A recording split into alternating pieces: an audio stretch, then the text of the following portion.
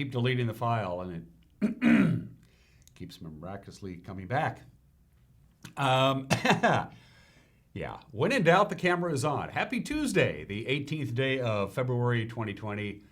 I'm Dan Kuntz. That's the last you'll see me dancing on this Tuesday. Hope you had a good President's Day. It's back at it now. Everybody's back into the swing of things. Got a pretty good show for you today. We're going to re-air the Jefferson Robbins interview I did last week. We had a little technical snafu. It's live television. You work without a net, and basically we had to cut off my conversation with Jefferson Robbins before we could air it in its entirety. We're going to make that up to Jefferson and to you, our viewers, by playing that interview in its entirety in the back half of the hour. We do have your Tuesday morning news. We'll preview a lot of high school prep basketball tonight. The playoffs are pretty much now in full swing. We got a playoff game, as a matter of fact, tonight. We'll be broadcasting here on the NCAA Live channel, so sports to get to as well. My Bugnati's got an opinion you want to chime in on. It's pretty good stuff. Also, we have the obscure holiday. We got some celebrity birthdays and today in history, and we have a gorgeous, another beautiful day in store for the Wenatchee Valley. This is going to be the case all week long. High pressure, the ridge of high pressure is large. It is in charge. Lots of sunshine, light winds. The only trade-off, it's cold. It's 25 degrees outside of our studios, but hey, it's still February. It's still the middle of February. Beautiful sunrise. Let's take you around the valley with our Valley View cameras. Sun's coming up just now. 7:01, which just is where we are. Sunset tonight, 5:29. That means 10 hours and 28 minutes of daylight, and it's going to be a beautiful day. Look at the apricot-colored sky as the sun starts climbing up. Our iconic cross camera, our most popular camera. This is a 4K camera. I've mentioned this before. 4 times the resolution of a normal HD camera, but they still look mighty fine. Even the regular ones do. Good morning to the Wenatchee Valley from the cross cam. Megan gets to decide where we're going next. I'm pretty sure that's Monument Hill out there in Quincy. Am I correct, Megan? Good morning to our friends in Quincy. It's good to have you on board. Beautiful view out there. Love Quincy. Quincy's a great town. Great little hamlet. I don't get to Quincy as often as I like to because usually you're driving off to the east, and if you're on your way to I-90, you take White Trail Road and you kind of bypass Quincy, but I got to go through Quincy again one of these days. Say hi to my friends out there where opportunities are unlimited. Camera number 3. That's Black Mountain, I believe. I am 343 high above the lovely town of Peshastin. Down there somewhere is Leavenworth, the Bavarian village, and as you can see, still quite a bit of snow in the upper elevations. Grant and I were speculating. Grant knows a lot more about the weather than I do, and he's pretty sure that we're probably done with the snow, at least here in the Wenatchee Valley. Mountain passes are fine too. They're not going to get any snow at all until over the weekend, so we're high and dry here for almost the entire state of Washington, for that matter. And finally, camera number 4. Hello to, that's the top of McNeil Canyon, is it not? I batted 1,000 this morning. Already the show is off to a much better start than yesterday's show. You can see the sun just starting to bathe the foothills around Lake Chelan. It's Lake Chelan you see way off in the distance, and the rest of the folks up in the McNeil Canyon area. Gorgeous views up there and a beautiful sunrise. Although it is chilly, 25 degrees, clear skies from Patriot Plumbing, Heating and Cooling. They give your home a hug. There you go. Nothing to talk about. Lots of sunshine, temperatures just about average. We hit 47 yesterday, which was 5 degrees above normal.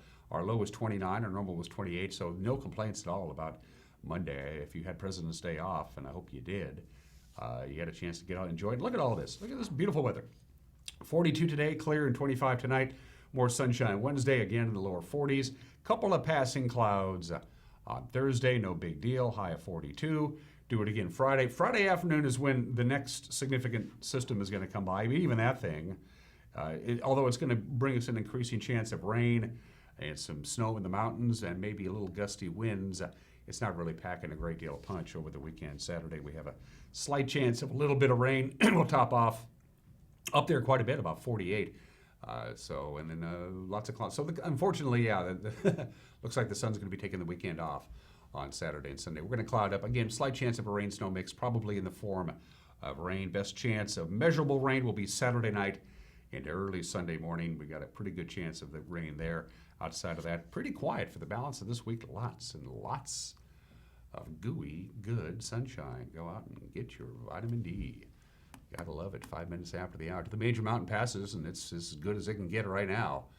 No advisories, no restrictions on the big three. You're good to go. That's a live shot of I-90. No advisories, no restrictions. Roadway's pretty much bare and dry. Stevens is looking good. Last time I checked the Stevens camera, it was on the fritz. Oh, it's up and running again. There you go. Stevens Pass is fine. No advisories, no restrictions. A couple of patches of compact snow and ice right at the very summit. Outside of that, no issues at all. And Blewett Pass looks like it's the middle of summer, not the middle of winter. Yeah, it's asphalt there. No advisories, no restrictions on Blewett. The roadway is bare and dry. So no advisories, no restrictions on any of the major mountain passes. Absolutely no snow at all in the forecast for the Cascades until Saturday. And even then, probably not a lot of snow. Best chance for, we talked about how we're going to get a little rain here Saturday night into Sunday morning. They're going to get some snow in the mountain passes Saturday night into Sunday morning, but there's absolutely no precipitation at all in the forecast either for us here in the Wenatchee Valley or up in the Cascades until we get to the weekend. So happy traveling, and please, ladies and gentlemen, if you're going to drive over the major mountain passes, please use an automobile. It's just common sense. 7 minutes after the hour. We're going to take a break and come back with your Tuesday morning news. You're watching Wake Up Wenatchee Valley, broadcasting live this morning from Studio 9 in downtown Wenatchee on the NCW Live channel.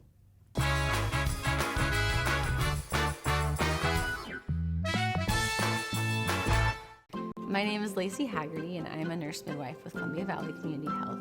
I love all aspects of my job because it is a profession that's very committed to empowering women to make decisions in their health care that feel best for them.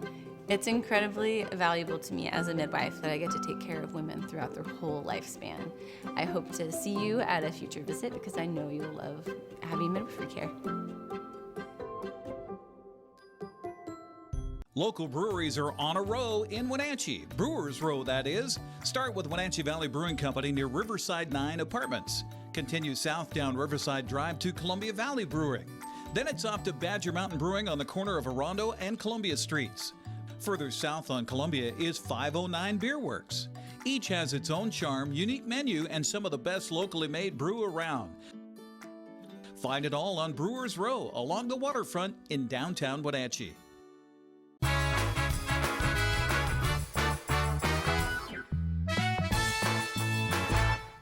We're back, 25 degrees, lots of sunshine at about 8 minutes after the hour. We'll be up in the lower 40s with lots of sunshine today, tomorrow, and pretty much for the rest of this week before we cloud up, warm up, and get a little wet for the weekend. Here's what's making headlines. Chelan County Sheriff's deputies responded to a couple of rollover accidents over the weekend. The first to talk about happened on Friday night. That's when the vehicle of a man who experienced a medical issue on Waters Edge Lane, this was in Manson, well, the car left the road, rolled over, struck a home. The unidentified man had to be extricated from the car before being taken to the hospital. He was treated for minor injuries. There were no other injuries. And then on Sunday night, the sheriff's office says a drunk driver rolled their vehicle at about milepost 11 on the Malaga-Alcoa Highway. The driver was taken to Central Washington Hospital to be treated for minor injuries. The sheriff's office said a breath sample showed a blood alcohol level of 0.357. That's more than 4 times the legal limit for drunk driving. Well, Chelan County Commissioners are scheduled today to award the construction contract for the West Cashmere Replacement Project. Commissioner Doug England says the project received numerous bids that were within the county's engineer's estimate. Right around, there are 2 groups. There's a group that starts with little over 18 million. The highest, I think, was 23 to 25 million. The engineer's estimate was right there with the lower group, and so we got 3 bids down in that ballpark. So we're very pleased with that and hope to be able to award it to one of those 3. Now, England says there still remains some environmental issues that need to be addressed before construction work can begin. Minute about it. You know, anytime you're dealing with a salmon-bearing stream that you're going to cross, with Burlington Northern and their railroad, with a county road, with a state highway, there's a lot of moving details. And the one thing that still is a little bit loose that we're going to have to decide how we deal with, 2 of the federal agencies are arguing about whether or not when the pilings are put in the water, it'll be too noisy for the fish. Now, the Goodwin Street Bridge was declared structurally obsolete quite some time ago, which means it needs to be removed. and replaced. The plans also call for traffic revisions, including a new roundabout on Highway 2 and the Hay Canyon intersection. Is the largest capital improvement project in the history of Chelan County. Well, a man who described himself as a former gang member says he was shot at while driving home. This happened in Quincy on Sunday night. The Quincy Police Department said officers responded about 7:50 Sunday evening to several reports of shots being fired from a white Chevrolet pickup at another vehicle it was chasing. Police found shell casings on 3rd Avenue Southwest, then in the 600 block of F Street Southwest. They later were contacted by the victim, who had several bullet holes in his car, but he was not injured. He said he believes he was targeted because he was an active gang member years ago. Quincy police are looking for the owner of the white pickup truck, and they're asking that anybody with any information to get a hold of the Quincy Police Department. Well, a change in land ownership and an eviction lawsuit has one Upper Valley employer caught in the middle. Our very own Jefferson Robbins filed this report. After the old Longview fiber mill near Lake Wenatchee closed in 2006, it sat idle for almost 7 years until U.S. Mat Systems arrived. The company makes decking for oil rigs, and that requires some of the same skills needed for mill work. But U.S. Mat Systems doesn't own the land where its factory sits, and last week the landlord tried to take the company to court. Hampton Drying Company, based in Portland, said the decking company was out of compliance with its lease. Last month, Hampton filed an eviction lawsuit in Chelan County Court, seeking to remove U.S. Mat from the 24-acre parcel off Highway 2. According to the suit, the lease expired in 2015, and this was the third time in 5 years Hampton has filed a legal notice of eviction. At the Friday hearing, Hampton revealed it has sold the parcel to a new owner, Winton LLC, whose parent company is an Everett real estate firm. U.S. Mat must pay about $45,000 immediately. That gives the company some breathing room. Winton LLC won't take any further action to evict U.S. Mat until at least July 31st. U.S. Mat President Mike Wold said Monday he wouldn't comment on the case, but said his company is still in business, employing up to 30 people at a time, depending on orders. Jefferson Robbins, NCW Life.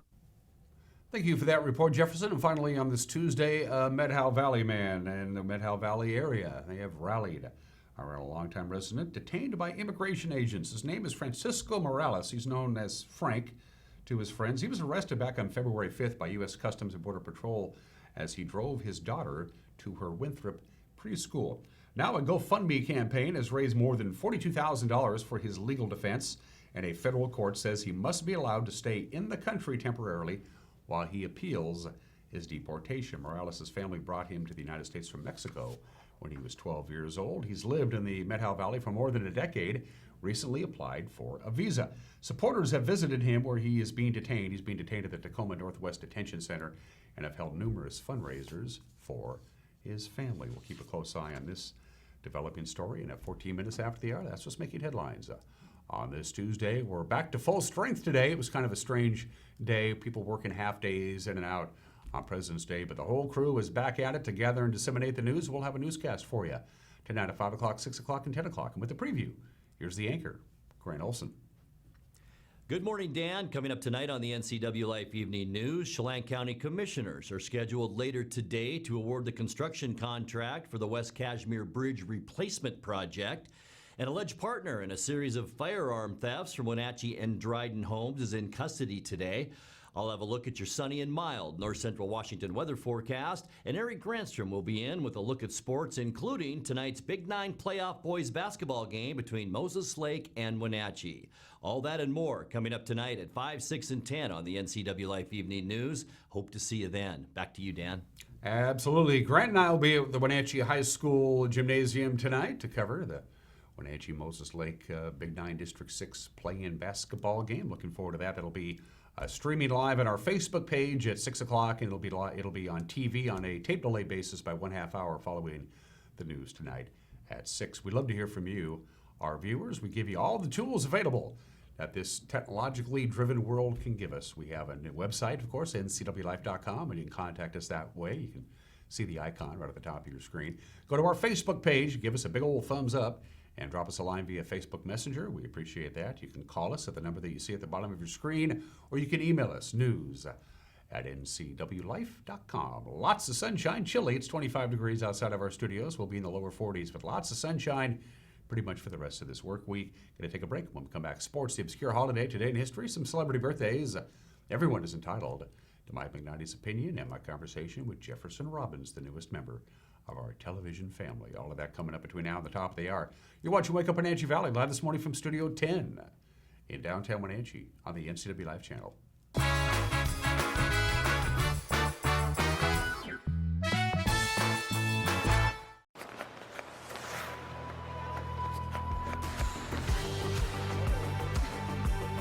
A better grip, right when you need it. The 2020 Nissan Altima has tech you can't get in a quarter Camry, like available intelligent all-wheel drive. This is instant confidence. This is Nissan Intelligent Mobility. Nissan has some of the best-selling cars and SUVs in the country, and they're all here at Town Nissan, up behind Costco in East Wenatchee. How much are you paying for adult, family, or assisted living? Epladolin Retirement and Assisted Living offers one-bedroom apartments for one affordable price. Their rates are all-inclusive. No nickel or diming or sudden increases, just one set price. You or your loved one will receive good food and excellent care in a relaxed, home-like environment. Stop on by for a tour to see if the Epladolin family is the right choice for you. Family owned and operated Epladolin Retirement and Assisted Living in Cashmere. Affordable care.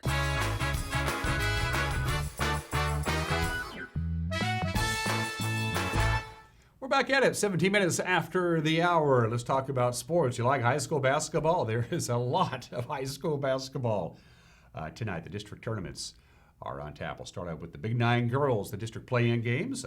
You have Davis at Eisenhower. That's at 5:30. The Panthers will be at West Valley to take on the Rams, starting at 7. Both games are win, you move on, lose, and you're done.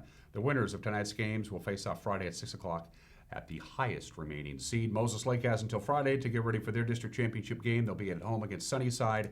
That tips off at 6 o'clock. As far as the Big Nine boys district play-in games, they're both at 6 o'clock tonight. Wenatchee will host Moses Lake. Sunnyside plays at Davis.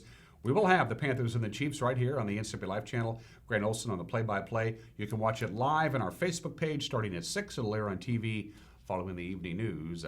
At 6:30, Eastmont is off until Thursday. They'll travel to West Valley for the district championship game at 6 o'clock. The winners of tonight's games will meet Thursday at the highest remaining seed, also at 6 o'clock. The District 6 1A tournament wraps up at Eastmont High School tonight. It's a loser-out game between Okanagan and Omak, and they tip it off at 5. The Omak and Okanagan boys will also meet in a loser-out game following the girls at 7:30, again at Eastmont High School. The winner of tonight's game will face the loser of tomorrow's Northeast A District Championship between Deer Park and Freeman. Cashmere, they're off until Saturday. The boys are when they host the winner of tomorrow's Northeast A District game between Newport and Medical Lake. As far as the CWAC boys are concerned, the Yakima Sundome is where they'll be playing. First up at 5 o'clock, you got the boys game. Afraid Up taking on Prosser, and East Valley of Yakima will take on Ellisburg. Tonight's winners will play tomorrow at 5 o'clock. The CWAC girls take to the court after the boys. 7 o'clock tonight, Sela takes on Toppenish. Grandview battles Prosser. The winners will play tomorrow night at 7. The 2B girls are going to be at the Lake Chelan Community Gym this afternoon. The Central Washington 2B tournament at 3:30. You got Liberty Bell and Orville playing for 3rd and 4th place. That'll be followed at 6:30 for Brewster and Waterville Mansfield for the district championship. Can't forget about the 2B boys. Again at the Lake Chelan Community Gym. Orville plays Liberty Bell at 5 tonight for 3rd and 4th place. Brewster takes on Lake Roosevelt at 8 for the district championship. Postseason awards, they're handing them out. And there's your Caribou Trail League all-league teams. Cashmere's Sam Phillips, Player of the Year. His Coach of the Year. Teammates Nate Phillips and Carter Alberts, first-team selections. Chelan's Cade Christofferson and Connor Wilson selected to the second team. Also second-team selections to the Caribou Trail League boys. For Cashmere, Brooks Elliott and Reed Smith. Cascade wins the Sportsmanship Award. No surprise, Haley Van Lith, the CTL Girls Player of the Year. Chelan's Rob Huddleston, Coach of the Year. Cashmere's Grace Erdman and Grace Hammond, first teamers, alongside Chelan's Boo Huddleston, Cashmere's Riley Johnson, and Chelan's Katie Rainville selected to the second team. Cascade wins the Sportsmanship Award. And finally, let's talk baseball. Spring training continues for the Seattle Mariners, and Taiwan Walker, he's back. He feels like he's getting a second chance to start over. The 27-year-old was signed by Seattle after missing the last 2 years following Tommy John surgery. When asked why he decided to return to the Mariners, Mr. Walker said, hey, it was a no-brainer. Mostly because I'm comfortable here. That was the biggest decision, just being comfortable. I haven't pitched in 2 years, and so I wanted somewhere where I can come in and kind of take my time and don't have to rush. And don't have to really go out and prove anything in spring training. You know, just kind of get a good game plan and, you know, just take it easy through spring. Also, KT being here, I was with him for 2 years rehabbing. And so, you know, I'm comfortable with him. He knows my body. He knows, you know, what I need to do to stay healthy and stuff. So that was a big part of it too. I'm 100% right now. I feel really good. We got 4 bullpens under me. You know, I'm letting it go pretty good too. And yeah, now it's just about being smart about it. I feel like I can go out there right now and pitch if I need to in a game, but you know, we're gonna get a game plan and kind of go from there. Yeah, it's a lot of familiar faces.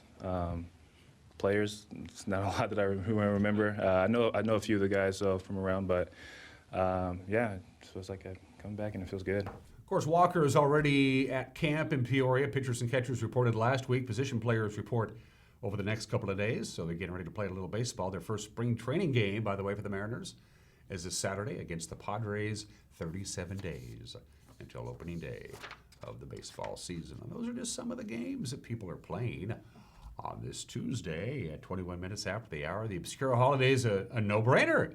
It's National Drink Wine Day. It's an unofficial holiday, always celebrated on the 18th day of February. Of course, wine's popularity, not just in this country, but all over the world, is at an all-time high.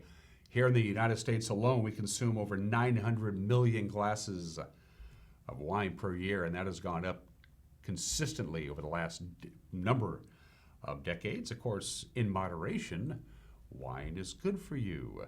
Yeah, if it's consumed in moderation. They don't really know how far back winemaking goes. Somebody, sometime, thousands and thousands and thousands and thousands of years ago, discovered that if grapes ferment, you got yourself a little party there. The Greeks were the ones who really got into manufacturing wine as opposed to just getting lucky. That was around 880 BC. Around 146 BC, Rome conquered Greece, and they made their own wine. It became a huge part of that culture. In 380 AD, of course, the Roman Empire basically adopted Catholicism, and of course, the sacramental wine is a major part of practicing Catholics. And by the Middle Ages, wine was pretty much everywhere. Happy National Drink Wine Day. I'll wait till after work. Thank you very much. I like a good Merlot and a good Cab. Not a white wine guy, never have been. Merlot, Cab, yeah, that's right up my alley. That's your obscure holiday, 23 minutes after the hour. Today in history. Let's say hello to Elm Farm Ollie. Hi, Ollie. Yes, Elm Farm Ollie is a cow. And 90 years ago today, February 18th, 1930, on a flight from Bismarck, Missouri to St. Louis, Missouri, Elm Farm Ollie became the first cow to fly in a fixed-wing aircraft. And not only that, but they milked Elm Farm Ollie while the plane was in flight. Yep, cow in an airplane.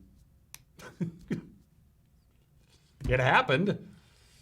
I don't know if it was a publicity stunt or they were going to do some scientific experiment on how cows could handle flying in a fixed-wing aircraft, but Elm Farm Ollie took a flight 90 years ago today.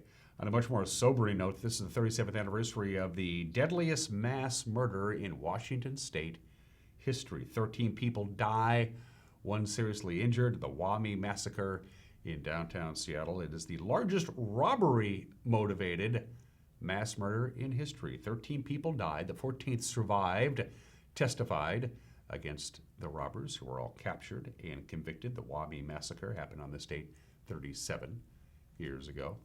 A couple of significant Daytona 500s happened on this date.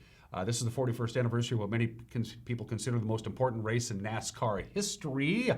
It was the very first Daytona 500 that was televised live, coast to coast, from flag to flag. The winner was Richard Petty, winning his 6th Daytona 500 because the two leaders, Donnie Allison and Cale Yarborough, crashed on the final lap. Richard Petty snuck through, won his 6th Daytona 500. On the backstretch, Donnie Allison and Cale Yarborough started a fist fight. Those were the good old days. It's considered a watermark event in the history of NASCAR, and it happened 41 years ago today. And on a much more different note, this is the 19th anniversary of the day we lost Dale Earnhardt. Dale Earnhardt killed instantly when his number 3 car crashed on the last turn of the last lap of the 2001 Daytona 500. And finally, birthdays. There was a time in the mid-'60s to the mid-'80s when I swear that George Kennedy was in every movie ever made. George Kennedy was born in the state in 1925, won an Academy Award for Best Supporting Actor for Cool Hand Luke. He was in Airport, The Sons of Katie Elder, The Flight of the Phoenix, The Dirty Dozen, Thunderbolt and Lightfoot, Airport 1975, Earthquake, The Iger Sanction.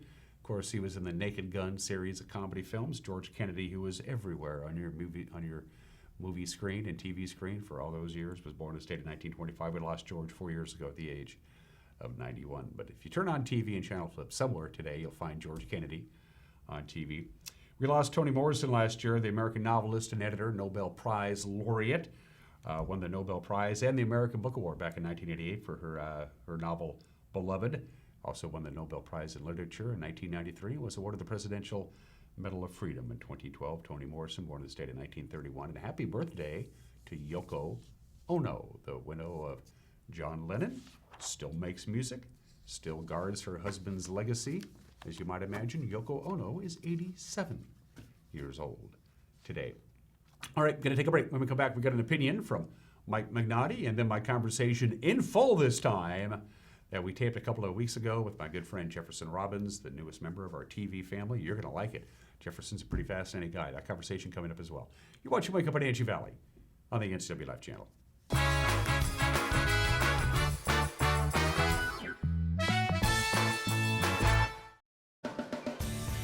If you are looking for dependable car service and repair, visit the good guys at Quick Lube and Tune. They've been keeping cars and trucks in the Wenatchee Valley running smooth for 35 years. Quick Lube and Tune is your hometown shop for a 10-minute oil change, complete tune-ups, alignments, brakes, mufflers, air conditioning service, and more. Get more life out of your vehicle by bringing it to the local guys you can trust at Quick Lube and Tune on South Wenatchee Avenue.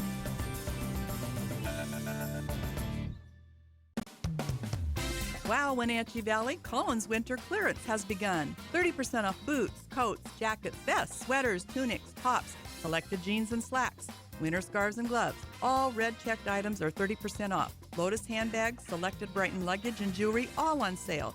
And your favorite brands like Joseph Ribkoff, French Dressing, Tribal, Icelandic, soft boots, etc. Super service, super selection, all at Collins Fashions, where fun meets fashions in downtown Wenatchee. Let Fitterers Furniture help you turn your dreams into reality with their exciting selection of quality furnishing and accessories. Whatever style you are looking for, you will find beautifully crafted furniture of exceptional value and the unmatched Fitterers customer service to make this shopping experience one you will keep coming back to. Make a point of visiting Fitterers Furniture in downtown Ellensburg. Quality selection and service since 1896.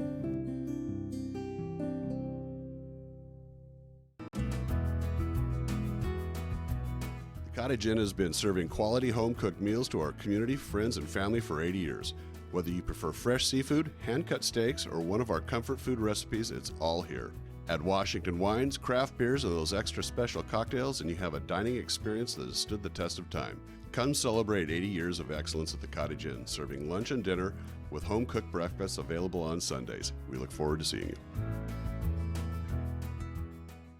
Arctic Refrigeration and Heating, serving North Central Washington, is proud to offer the finest heating and cooling air quality products along with prompt and professional customer service since 1984. Regardless of the temperature outside, Arctic is here for you. Arctic offers a variety of services: residential and commercial heating, air conditioning, commercial refrigeration, as well as planned fall and spring maintenance for the overall well-being of your system. Call Arctic Refrigeration and Heating for your heating and cooling needs. Contractors, furniture makers, and weekend do-it-yourselfers around North Central Washington will tell you that Lombard's Hardwood Supply is the place to get what you need. Lombard's full millwork shop can handle jobs large or small. Lombard's has a full line of interior and exterior doors available, as well as custom barn doors. From alderwood to zebrawood and everything in between, it's Lombard's Hardwood Supply on School Street in Sunny Slope. Like us on Facebook and check out our monthly special.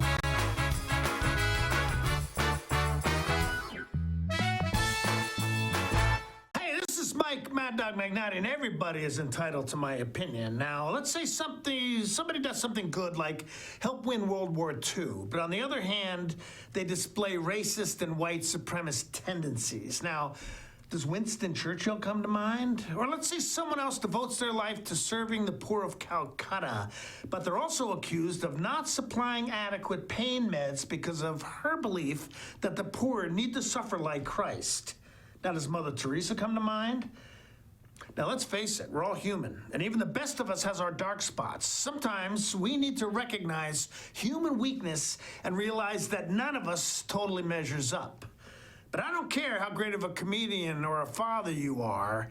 If you drug and rape women, you've crossed the line. Does Bill Cosby come to mind? This is Mike Mad Dog Magnati, and that's my opinion.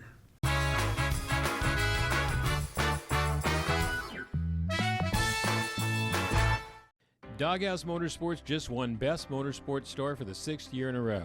Is it the great facility? Is it the fantastic products? Or is it? I'm Bobby. And I'm Tabor. I'm Mike. And I'm Glenn. Hi, I'm Todd. I'm Jeff. And this is the Doghouse Service Team. Hi, I'm Dee. And I'm Dwayne. And I'm Kathy. Come on in and experience the Doghouse. Are you in the Doghouse?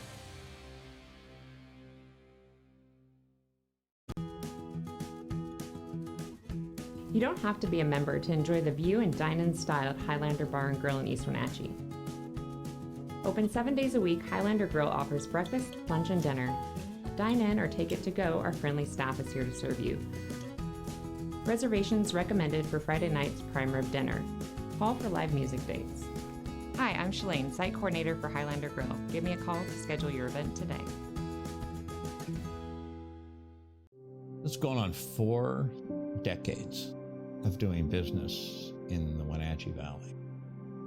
And I want people to know that it matters. It matters to me that people choose to do business with us. It matters that people trust us, trust us. That matters more than anything.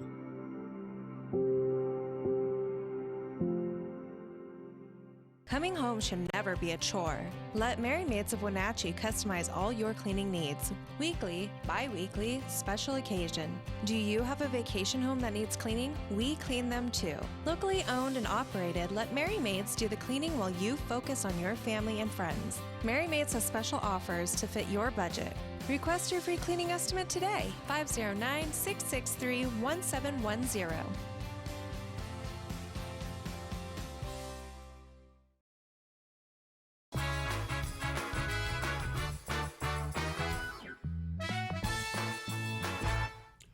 Welcome back to Wake Up Wenatchee Valley. I am Dan Kuntz. It is January of 1942, and San Francisco is a city on edge. Just a short month after the Japanese Imperial Navy bombed Pearl Harbor, the people who lived in San Francisco were afraid that they would be next.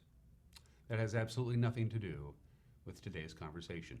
To my immediate left is the newest member of our NCW Life television family, Jefferson Robbins. We finally got you on TV. Hello, my friend. Hello, Dan. Good to see you again. It's good to see you. Jefferson and I go way back. Just for the record, when I was in radio back in the late 80s, early 90s, Jefferson came from the land of Lincoln, moved here to the Pacific Northwest, landed a job at the Wenatchee World as a entertainment reporter for the late lamented Go magazine, I guess, and he would make regular appearances on my radio program. That's how you and I got to know each other. So let's begin with a little bit about Jefferson Robbins, a little bit about your background. Well, before I met Dan Kuntz and my life changed forever, I grew up in Illinois, as he mentioned, and was a reporter there for a number of newspapers. Came out to Wenatchee in 2000 or so because I liked mountains and we didn't have a whole lot of those in the Illinois area. There was this glacier that came through. It's a long story. But in any event, I really enjoyed the chance to stretch here and work on cultural and artistic and entertainment stories for the Wenatchee World. But I spread my wings yet further when I started reporting on courts, government affairs. Left the Wenatchee World in 2019 to move into online news, online broadcasting, which, as you know, is kind of a fraught territory. It's still new territory for a lot of media companies. But I was lucky enough to end up here with NCW Life starting last May, I want to say May of 2019.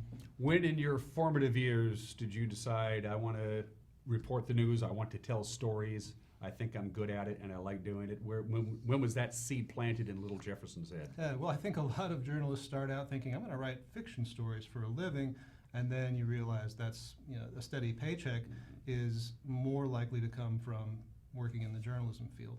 I still like to write fiction. Don't write it for NCW Life, although some would argue about that. But it's working in journalism is a way to sort of craft your writing technique as a whole. You learn how to tell a story that has real impact, it's immediate, and it matters to people who are reading it and who are consuming it by television or online or whatever medium it comes through. Do you have a journalism mentor, somebody whose columns you would always read or stories you would always read or on television or whatever the case may be?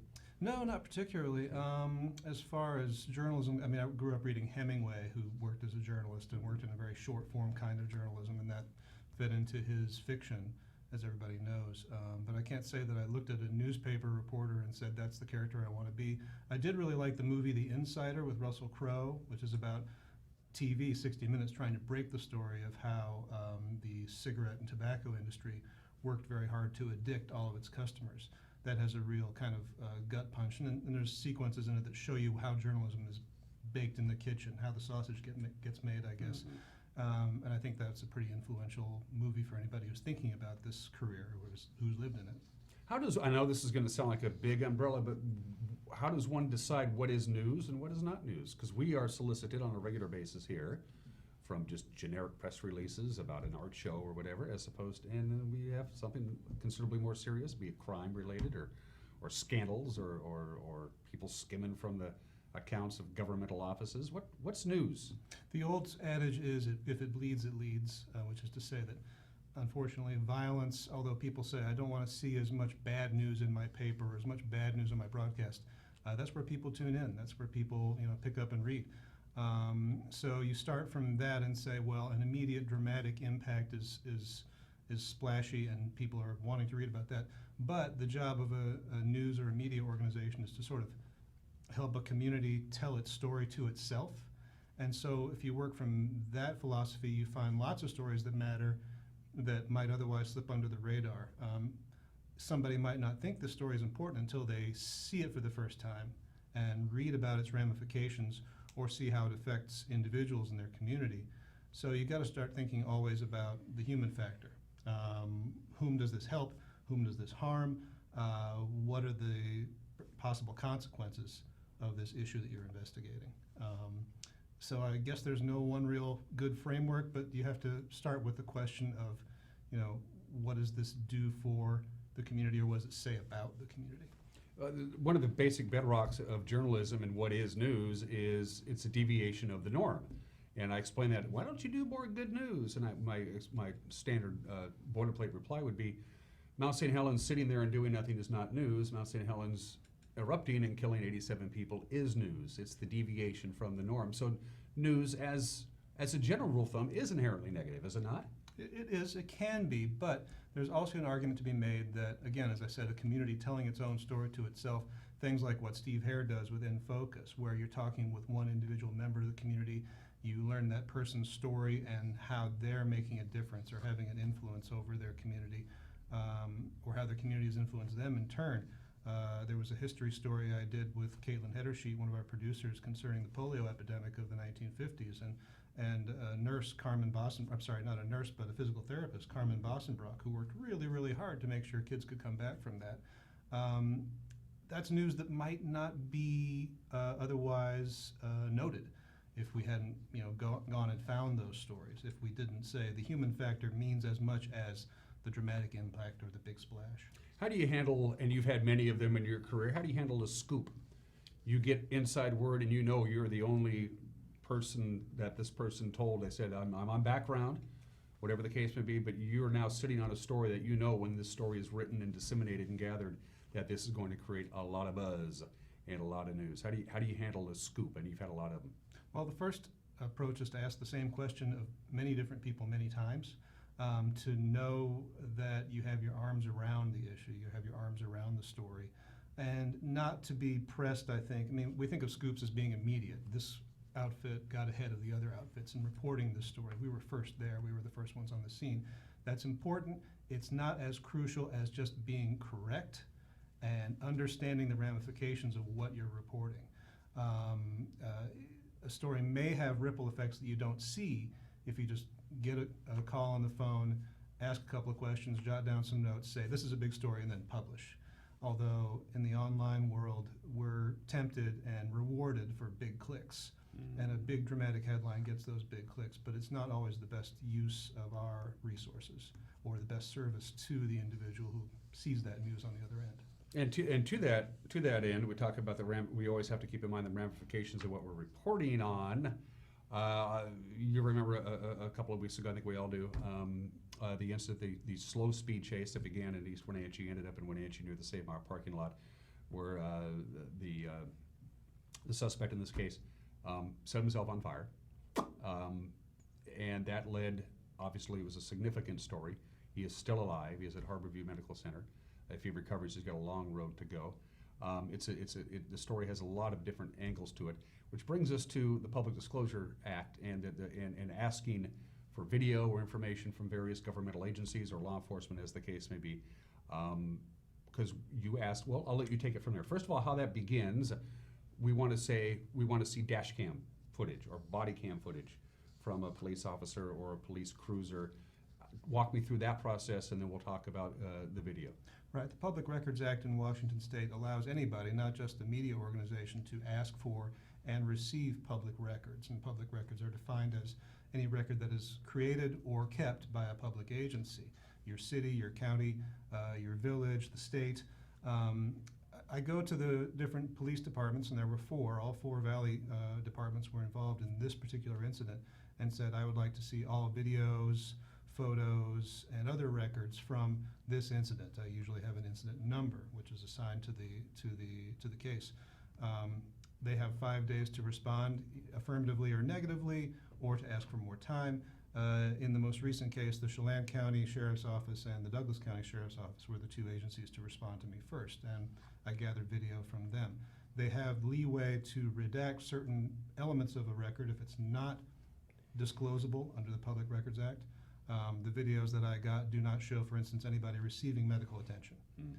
That's a violation of a person's privacy as a patient.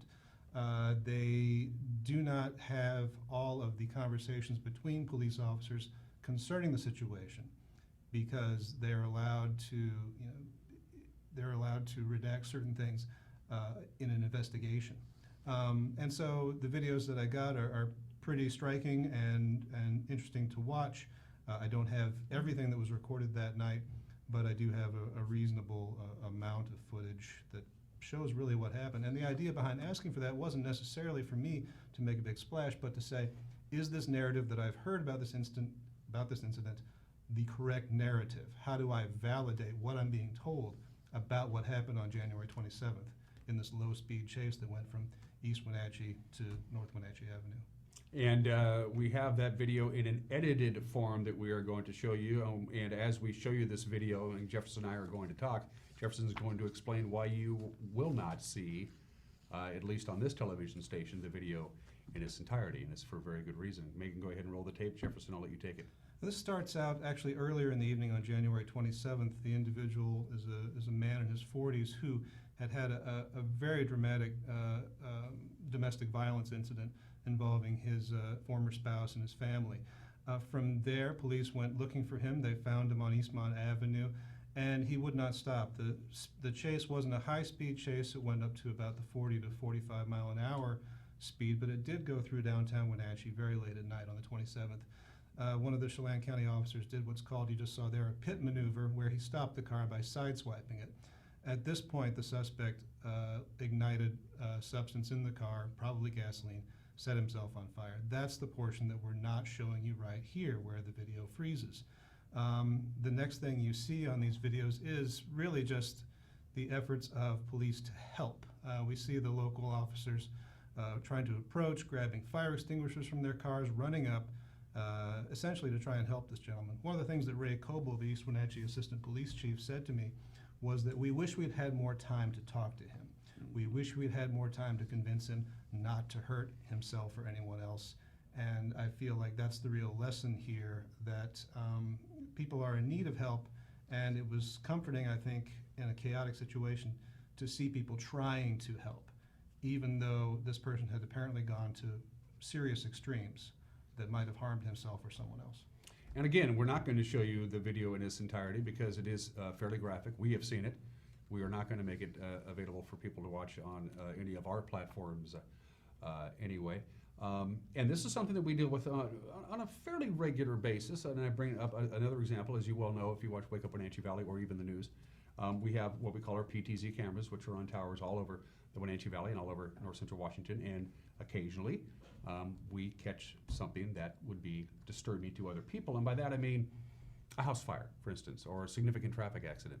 We have to look at this and we have to say, okay, this person's house is on fire and we have a clean shot of it, of a house being burning down. Well, this is somebody's house with possessions inside of it, and they might not even know their house is on fire. So we have to look at that video, oftentimes very live from the stream, and decide whether we put it on our Facebook page or on our website as a live stream as his house is burning down, because this guy might be getting a haircut and not even know it. Right, right. And people probably rightly are concerned about issues of surveillance, knowing that there are cameras in public places now, knowing that a lot of their motions are recorded. And I think we have to be cognizant of that as well. Your privacy is your privacy, and although video makes a big splash and does get hits and does get clicks, there's a responsibility to the parties who are collecting that. And I think the Public Records Act is one of those barriers that sort of inserts itself and says, here's your responsibilities of what to do with that record. People abuse the Public Records Act, don't they? I mean, you hear from law enforcement, somebody sends me 300 requests, and I don't even have somebody on staff that can even handle one. You get is that the number one thing, Jefferson? I like you, I'm going to help you, but I can't get it to you for another month. There are some slowdowns because of the volumes of requests. There are some municipalities that take extra steps that I don't necessarily agree with, where they say we're going to constrain our interpretation of the Public Records Act to a great degree. I don't think that serves anyone well. It's possible to abuse any aspect of the law, any mechanism in the law, and the Public Records Act, if it's working as a law, is subject to the same kind of exploitations. But tightening it up, as a reporter, I feel like if there's a public record, I should have it. I feel like I should be able to give that to the public if it's necessary. I don't feel like we need to close that loophole any more than it really already is in Washington State anyway. There's I didn't say it, I wish I had, but there's a saying that's been quite popular over the last 10 years. The news, today's news in the year 2020 is neither better nor worse than it ever has been. There's just more of it. Do you agree with that? I feel like our thresholds for news get lowered a little bit. People will see something, again, that they think is very dramatic and post about it on Facebook, post about it on different media saying, did you see this? Why isn't the mainstream media reporting on this? Well, one of the aspects of the mainstream media, which I guess includes us, is to have sort of a gatekeeping effect, as we saw here. I mean, there's just certain things that either don't rise to the level of news in our judgment, or in our judgment would disturb people and do more harm than good. I feel like we should be allowed to make that call. I feel like we have a responsibility. I asked my cohort and your cohort, Cal Fitzsimmons. I'll ask you the same question. The question simply is this: Cal's been a professional journalist since he got out of the Navy and out of the school. I asked Cal this, and I will ask you this, and I'll tell you what Cal's answer was. I said, to today's young people who are looking for a career, the 16, 17, 18-year-old who thinks I might be a pretty good journalist as I grow up, I asked Cal, and I'm going to ask you, I asked Cal, I said, would you encourage younger kids to get into journalism? And Cal's answer was no. And his answer was very simple, because journalism is what used to be considered a higher calling, but there's simply not enough of it anymore, and you're going to have a hard time finding a job if you walk out of college with a journalism degree. Your thoughts? I feel like media is fragmented these days, and I feel like the definition of journalism even is changing. It becomes someone who's mic'd up and walking around with a camera, their phone, 24/7. And there are areas of the economy that sort of reward you for monetizing yourself, monetizing your daily experiences. You get enough hits on YouTube, suddenly you've got a career. It encourages more and more personal exploits, I guess. Does that count as journalism? I'm not sure. I'm kind of on the fence about it. But I do think young people are being trained in a way to think about story and narrative just by the media they consume and the media they put out. We're not just all consumers anymore, we're also producers. The definition of journalism may change as more and more people come of age in the internet era, in the social media era, and maybe they'll teach me what journalism is or can be. Maybe I'll learn new things from them as they come into this field. I'd welcome that kind of interaction. I still think journalism is a higher calling. I always have been. Of course, I'm a different generation than a lot of people, but that was something growing up. To be a good accredited journalist who was able to give people the news was one of those jobs that people wanted to have because of its because it was a higher calling.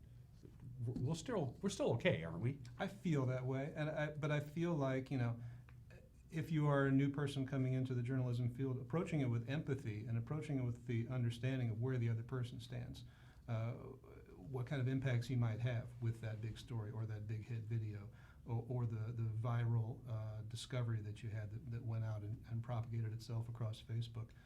Understanding those impacts and realizing that it's a responsibility, not just a privilege, to be able to create content and gather facts and construct a narrative. It's something that you have to really take seriously. It's something you have to, if there were a Hippocratic oath for journalism, I would take it. Many journalists have a specialty. When I first got to know Jefferson, as we mentioned 20 or so years ago when he first came out from the land of Lincoln, you wrote entertainment pieces. You wrote feature stories for Go Magazine, for the Wenatchee World, and you would come in and do your radio bit with me, which was a lot of fun. And now you are a straight hard news, kind of the police blotter kind of guy with the occasional feature story that we very much enjoy. How did that transition happen? Well, before I came to Wenatchee, I was in fact a hard news reporter working in the state capitol in Illinois, and so I had that background beforehand. Entertainment was actually the deviation from the norm for me, and then moving back gradually into hard news or into daily, how different levels of government affect our lives, that kind of coverage. That was just sort of a return to form. The real interesting change for me has been learning about how to manage video, how to spend time working on a video piece and delivering news in a video format, which I'm not used to. There was always some kind of a friction there between the two fields. But I'm learning, and I hope getting better. What newspapers do you read? Let's see. New York Times online, Guardian online, very good. Occasionally Seattle Times when it comes across. Like a lot of people, though, I'm kind of troubled by paywalls. You don't necessarily want to be spending nickels and dimes every day just to get a little bit of news that feels like it, if it affects all of us, it should be more freely accessible. So I try to consume as much news as I can, and I do get a lot of news from social media, I'll admit that. But you can't just read the headline, you got to click the link and go there. Yeah. I'm not a big fan of paywalls. If they're a legitimate news source that has been around for a very long time, who more often than not is accurate, I have no problem paying for it. I don't at all. I subscribe to the New York Times as well, and I don't have any issue with that at all. One last question for you before I cut you loose. Advice for the young journalist out there. The first rule of thumb to be a good journalist is to be curious. If you don't care what's going on, there's no point in getting into it. But we need journalists. We're not going to be around forever. Certainly I'm not. Advice for the young journalist out there who may want to get into what you do. Read. It doesn't matter what you read, just read. Become good at writing by reading. More and more, I see it with my own kids. There's the temptation just to succumb to this video is all I need, or this is all I need to consume to know, or I can do my research online on Wikipedia really fast. But reading a narrative, reading a well-crafted story of any kind is going to be the thing that helps you iron out your technique and become the best journalist that you could seek to be. As I like to remind people, growing up in a very large family, dinner was at 5 o'clock, the televisions were turned off, the phones were turned off, we sat around the table, we ate dinner, and we discussed our daily lives and our issues of the day. And that was a background for me that we always had newspapers, we always subscribed to magazines, stuff like that. It helped, I think, to have two parents who were involved and wanted to know what was going on, and it kind of trickled down. So here's a thought: eat around the table with your family and turn off the damn TV. I can't believe that, and I'm saying that on TV. Jefferson, it's good to see you. I know you got to get back to work. As always. All right, it's good to see you. You can see Jefferson and read his stories on ncwlife.com. He occasionally fills in for the handsome and debonair Grant Olson, but of course, Jefferson is even more handsome and more debonair, so we have to make sure he's not overexposed. You're watching Wake Up Wenatchee Valley. We'll be right back.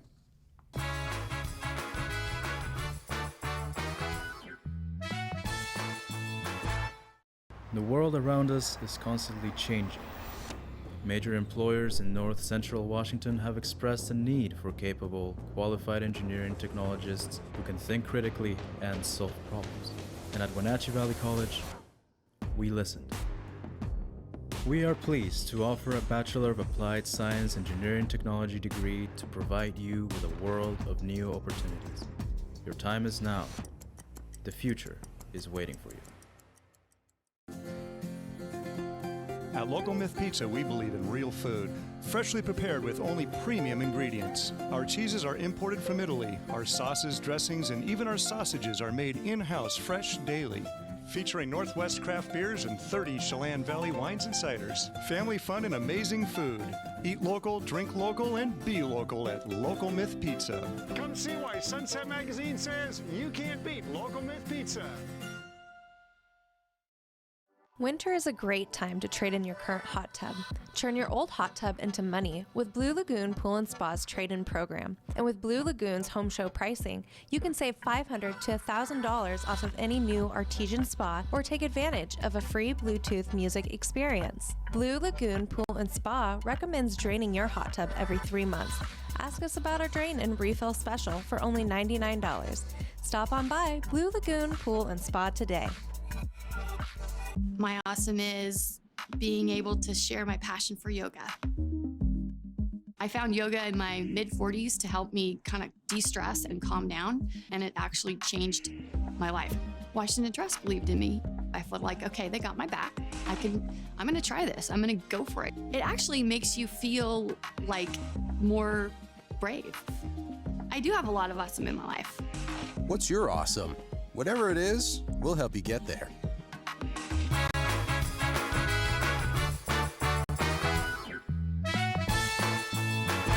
And we're back here live from Studio 8 in downtown Wenatchee on this Tuesday edition of Wake Up Wenatchee Valley. I am Dan Kuntz. No complaints about the weather. You know, some people just talk about the weather, but here at the NCW Live channel, we really talk about the weather from the National Weather Service. Get ready for this. Lots of good, gooey sunshine all week long. Very dry. Temperatures just a little bit above average. Sunshine, light winds all the way really through Friday. And then a weak storm system. It's not packing a great deal of punch, but it's going to pay us a visit over the weekend.